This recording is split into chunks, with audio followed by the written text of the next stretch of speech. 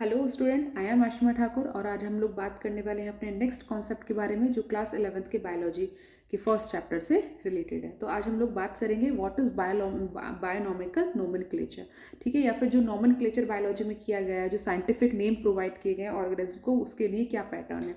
First of अगर अपन बात करें तो जो बायोलॉजिकल नोमेनक्लेचर है वो किसने नॉमिनेट किया था। यूजुअली अगर हम लोग बात करें तो एक साइंटिस्ट थे कैरोलस लीनियस, जिन्होंने बाइनॉमियल नोमेनक्लेचर दिया था, यानी कि किसी भी ऑर्गेनिज्म को उन्होंने जो नेम है उसका 2 वर्ड्स में डिवाइड किया, first genus and the second species. ठीक है, उन्होंने अपनी बुक सिस्टम एंड नेचर में उसको एक्सप्लेन किया।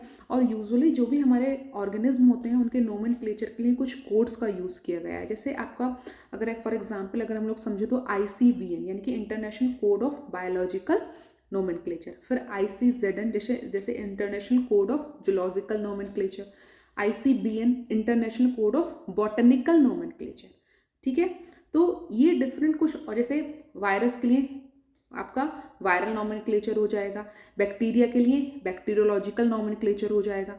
ठीक है, तो international code bacterial, biological, viral, zoological nomenclature, तो ये डिफरेंट कोड्स हैं जो डिफरेंट ऑर्गेनिज्म के बायोनॉमियल नोमेनक्लेचर को एक्सप्लेन करते हैं। फर्स्ट अगर अपन बात करें तो जितने भी जो हमारे बायोलॉजिकल नेम हैं इनको साइंटिफिक नेम भी बोलते हैं और जो कॉमन नेम से अलग होते हैं। फॉर एग्जाम्पल जैसे जो ह्यूमन बीइंग है उनका जो साइंटिफिक नेम है वो है होमोसेपियंस सेपियंस, बट जो उनका कॉमन नेम है वो क्या है, आप और हम लोग जानते हैं, जैसे आप और हम। ठीक है, तो ह्यूमन। फिर अगर हम लोग बात करें तो mango common name, Mangifera indica scientific name.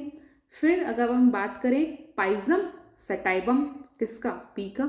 ठीक है, तो ये अलग अलग आपके साइंटिफिक नेम है। अब इन साइंटिफिक नेम को सजेस्ट करने के लिए जो कैरोलस लीनियस थे उन्होंने कुछ रूल्स को भी फॉलो आउट किया जो आपके बॉटनिकल या बायोलॉजिकल जो नोमेनक्लेचर कोड्स हैं उनके रूल्स में आता है। जैसे फॉर एग्जाम्पल अगर हम लोग फर्स्ट बात करें तो जो भी हमारा साइंटिफिक नेम होता है उसमें जो जीनस होता है वो कैपिटल लेटर से स्टार्ट होके आपका स्पीशीज़ के स्मॉल लेटर को एंड करता है। फिर अगर अपन बात करें कोई भी जो आपका जीनस होगा और स्पीशीज़ होगा, जब हम उसको टाइप करेंगे तो वो आपके इटैलिक फॉर्म में होना चाहिए, बट अगर आप उसको हैंड राइटिंग के फॉर्म हाथ से लिख रहे हैं तो वो अंडरलाइन होना चाहिए। ठीक है, और कोई भी जो कॉमन स्पीशीज़ हैं उनके साइंटिफिक नेम कॉमन नहीं होंगे। ठीक है, आई थिंक आपको समझ में आ रहा होगा। तो बहुत सिंपल है बेटा, बहुत ज़्यादा सिंपल है। फिर दूसरी चीज़, जो भी साइंटिफिक नेम होता है उसमें आपको ऑलवेज ध्यान रखना चाहिए कि हम लोग उसको जो लैंग्वेज है वो कौन सा यूज़ करें, वो लैटिन लैंग्वेज में यूज़ होता है। लैटिन लैंग्वेज में क्यों यूज़ होता है, क्योंकि लैटिन लैंग्वेज जो है एक डेड लैंग्वेज है, यानी कि जैसे जैसे आपका टाइम पास हो रहा है उस लैंग्वेज में कोई भी चेंजेस नहीं आ रहे हैं। तो जो साइंटिफिक नेम है उनकी स्पेलिंग जो फर्स्ट से चलती आ रही है वो अभी तक एज इट इज़ है, उसमें आपको कोई भी चेंज देखने के लिए नहीं मिलेगा। ठीक है, तो साइंटिफिक नेम आपके 2 वर्ड नेम सिस्टम में आते हैं जो कैरोलस लीनियस ने दिया था सिस्टम एंड नेचर अपनी बुक में, और उसको हम क्या बोलते हैं, बायनॉमियल नोमेनक्लेचर। ठीक है, फर्स्ट नेम जीनस का होता है और सेकंड नेम क्या होता है, स्पीशीज का होता है।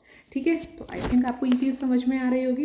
इसके बाद हम जो अपनी नेक्स्ट वीडियो है उसमें हम लोग डिफरेंट जो टेक्सोनॉमिक कैटेगरीज हैं उनको अंडरस्टैंड करेंगे। Tata, bye bye.